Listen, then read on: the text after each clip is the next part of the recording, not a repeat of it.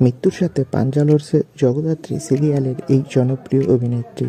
বিস্তারিত জানতে ভিডিওটি দেখুন। বাংলা টেলিভিশন জগতে রূপসা চক্রবর্তীকে চেনেন না এমনটা হওয়া অসম্ভব। বাংলা ধারাবাহিকে পার্শ্ব চরিত্রে অভিনয় করে ঠিকই, তবে রূপসা চক্রবর্তীর অনবদ্য অভিনয় যে কোনো মুখ্য চরিত্রকে হার মানাবে। বাংলার ঘরে ঘরে মানুষের খুব প্রিয় বাংলার এই মেয়ে স্বামী স্নেহাশিস চক্রবর্তীর হাত ধরেই আসা এই জগতে। বাংলা ধারাবাহিকে কখনো নন্দন, কখনো যা, আবার কখনো বৌদি চরিত্রে তাকে অভিনয় করতে দেখা গেছে। তবে বর্তমানে ভালো নেই এই অভিনেত্রী, গুরুতর অসুস্থ অবস্থায় হসপিটালে ভর্তি। সূত্রের খবর বলছে তার জ্বর থেকে শারীরিক অবস্থা অবনতি হলে তাকে হসপিটালে ভর্তি করে তার স্বামী।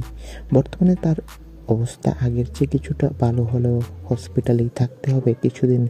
তো বন্ধুরা, তোমরা সবাই রূপসা চক্রবর্তীর জন্য দোয়া করো, সেই যাতে দ্রুত সুস্থ হয়। আর আমাদের চ্যানেলটি সাবস্ক্রাইব করে রাখো। তোমাদের সবাইকে ধন্যবাদ।